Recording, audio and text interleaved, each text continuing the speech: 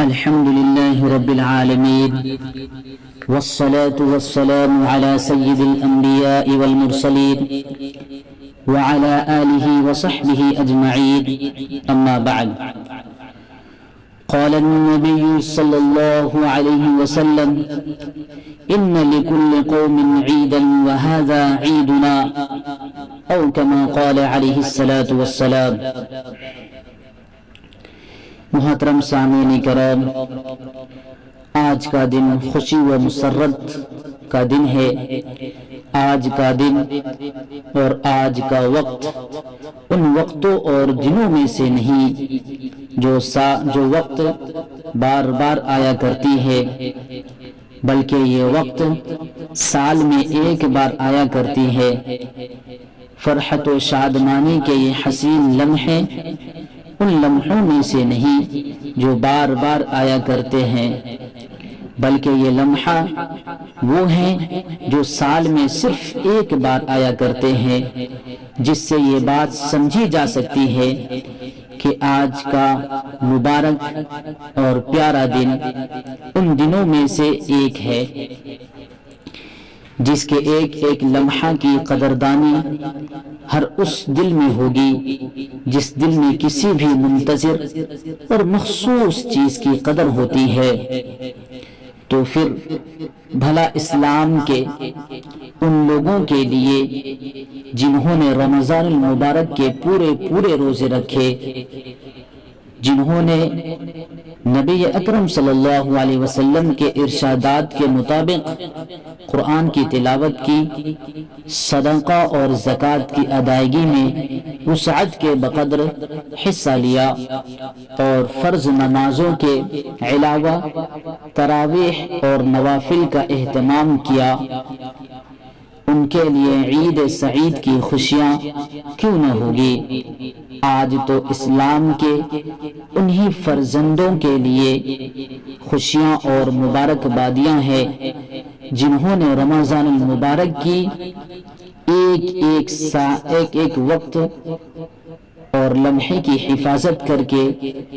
رحمت و مغفرت کی چادر اور جہنم سے آزادی کا پروانہ حاصل کر لیا، جنہوں نے دن میں روزہ رکھ کر اور راتوں میں تلاوت کلام اللہ اور نوافل پڑھ کر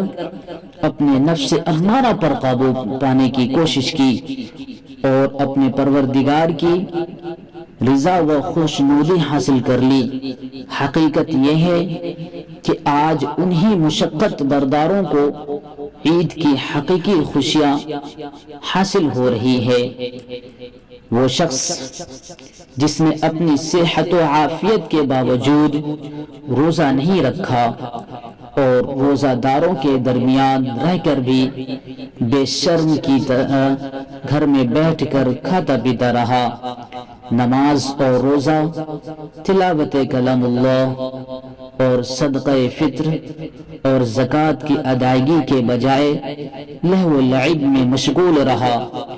اور روپے اکٹھے کر کے فقراء اور مساکین میں تقسیم کرنے کے بجائے اپنے بینک میں جمع کرتا رہا. آج اس شخص کے لیے کوئی خوشی کا موقع نہیں. آج ایسے آدمی کا نیا لباس زیب تن کر لینا، نئے جوتے اور نئی ٹوپی پہن لینا، خوشبوئیں اور سرمے لگا لینا، سویاں کھا لینا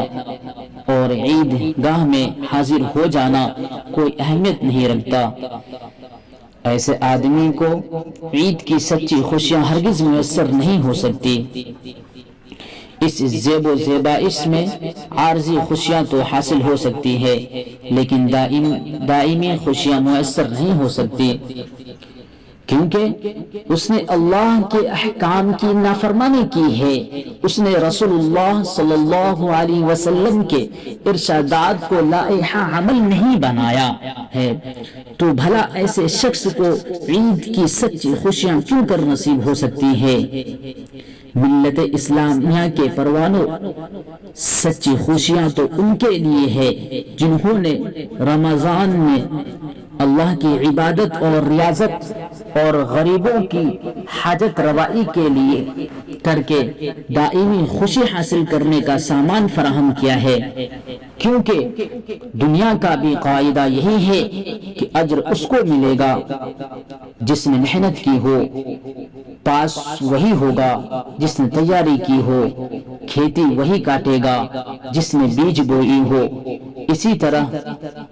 آج کے انعامات خداوندی میں وہی شریک ہوگا اور اسی کو سچی خوشی حاصل ہوگی جس نے رمضان المبارک کا پورا حق ادا کر دیا اور یہ عزم کر لیا کہ جس طرح ہم نے رمضان المبارک میں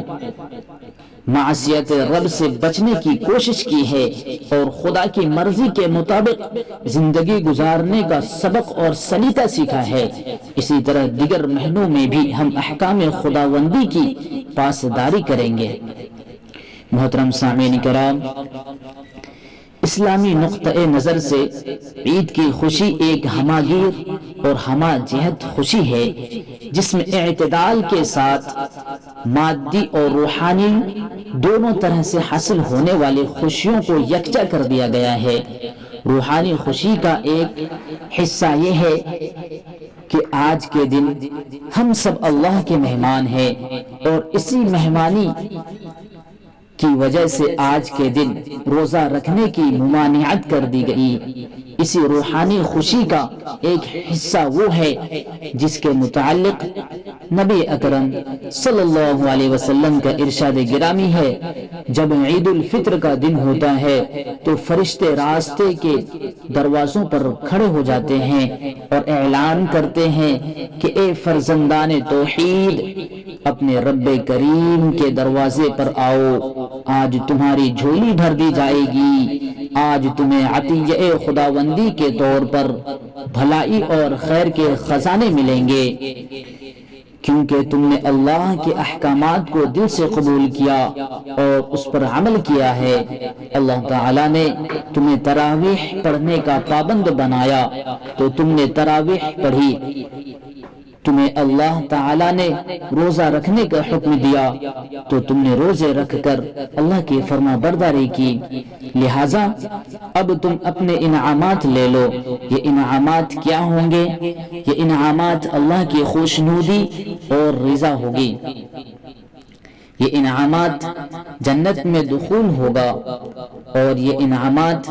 آخرت میں دیدار خداوندی ہوں گے۔ بھلا اس سے بڑھ کر بھی کوئی انعامات ہو سکتا ہے؟ میرے محترم بزرگوں اور دوستو، یہ تو عید کی روحانی خوشی کا ایک حصہ ہوا،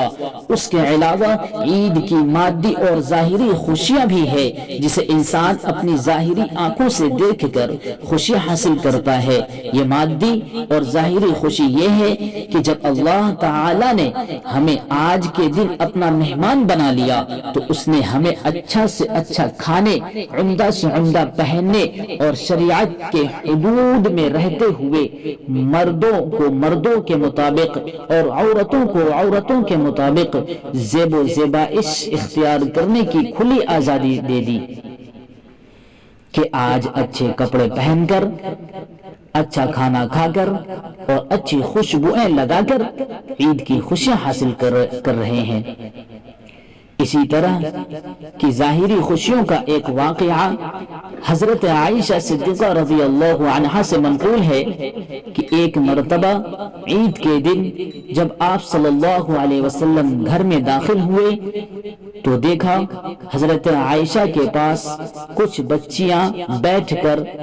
جنگ بغاز کے مقتولوں کا مرثیہ گا رہی ہے۔ آپ صلی اللہ علیہ وسلم نے ان بچیوں کو نہیں ٹوکا اور خاموشی کے ساتھ گھر میں جا کر لیٹ گئے۔ تھوڑی دیر بعد حضرت ابوبکر صدیق رضی اللہ تعالی عنہ آپ صلی اللہ علیہ وسلم کے گھر پہنچے۔ انہوں نے جب بچیوں کو گاتے ہوئے پایا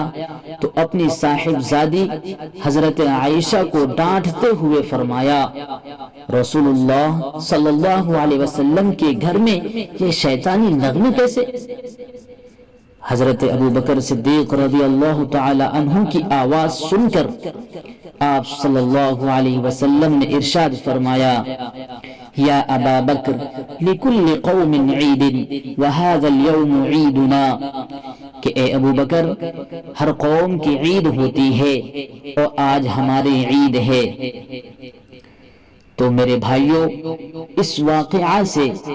آپ نے اندازہ لگایا ہوگا کہ اسلام انسانوں کی ظاہری اور باطنی دونوں خوشیوں کا لحاظ رکھتا ہے۔ وہ ان جذبات و احساسات کو بھی نظر انداز نہیں کرتا جن جائز جذبات پر بند لگانے سے انسانی فطرت اور انسانی تقاضوں کو